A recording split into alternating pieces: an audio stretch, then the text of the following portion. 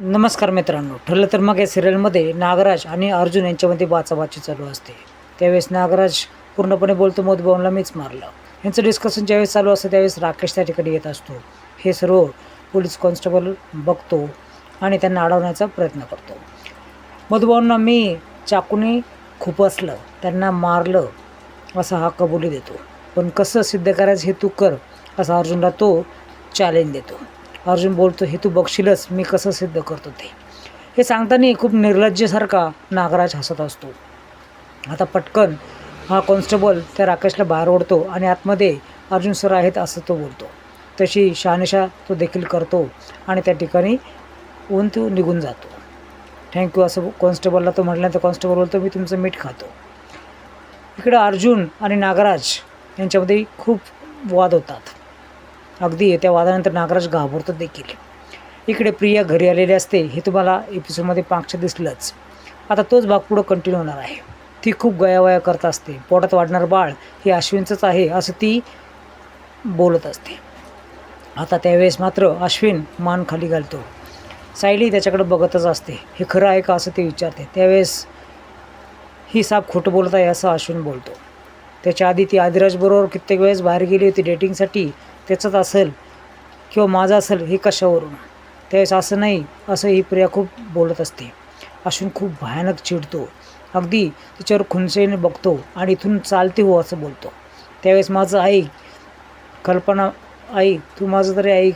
हे बाळ तुझंच आहे, तुझंच नातवंड आहे आणि तुझं नातवंड माझ्या पोटात वाढतं आहे. हे जेलमध्ये वाढून कसं चालेल. खरं तर सायली खूप त्यावेळेस चिडते आणि प्रिया बोलत असते की तुमचं नातू जेलमध्ये वाढावं तुम्हाला असं का वाटतं.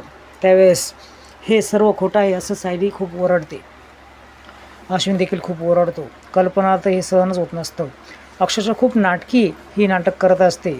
अगदी पोटाला हात लावून बोलते, हे बाळ तुझंच आहे अश्विन. अस्मिता देखील खूप त्याच्यावर ओरडून बोलते. ती सगळ्यांच्या पाया पडते आणि मला सोडवा असं बोलते. सायली खूप चिडते, बाहेर हो असं बोलते आणि इथून लवकर निघ, तुझे नाटकं आम्हाला माहीत आहे. अश्विन देखील बोलतो आणि सायली देखील बोलतो. आता खूप आरडाओरडा झाल्यानंतर त्याच वेळेस अर्जुन बाहेर होतो. ही तर काय करते असं तो विचारतो. कॉन्स्टेबल आणि वकिलांना तो बोलतो, हिला घेऊन जा. त्यावेळेस ही नाटकीच बोलते की अर्जुन आणि अश्विनला माहीत आहे. त्यावेळेस ह्याला विचार असंही सायलीला प्रश्न केला. सायली बोलते की तू म्हटली म्हणून विचारायचं हे तू गृहीत नको पकडू, मला सगळं माहीत आहे असं ती बोलते.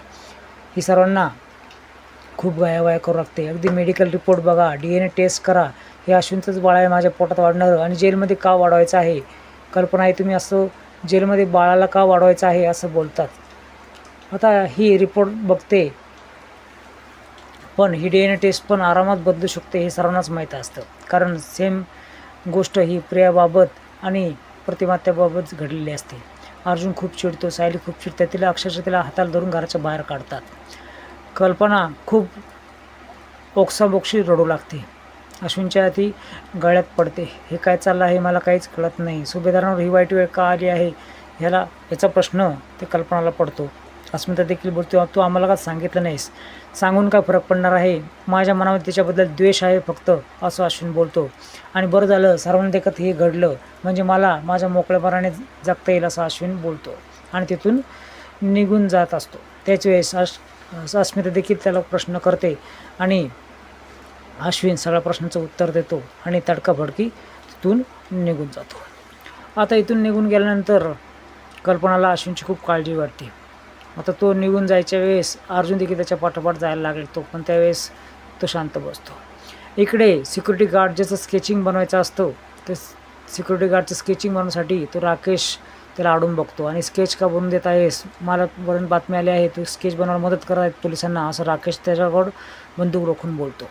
इकडे थोडा कॉमेडी सीन अर्जुन आणि सायलीमध्ये घडतो. अर्जुनला असं वाटतं सायली खूप रागवेल म्हणून अक्षरशः तो पाया पडतो. पण सायली हसत त्यांना उठवते आणि तुम्ही मला एवढे का घाबरता असं बोलते. त्याच वेळेस पोलिसांचा फोन, सावंत पोलिसांचा फोन अर्जुनला येतो आणि ते स्केच काढणाऱ्या सिक्युरिटी गार्डला किडनॅप केला आहे असं तो कळवतो. त्यावेळेस अर्जुन बोलतो, हे नक्कीच त्याच व्यक्तीचं काम असणार आहे ज्याने हल्ला केला.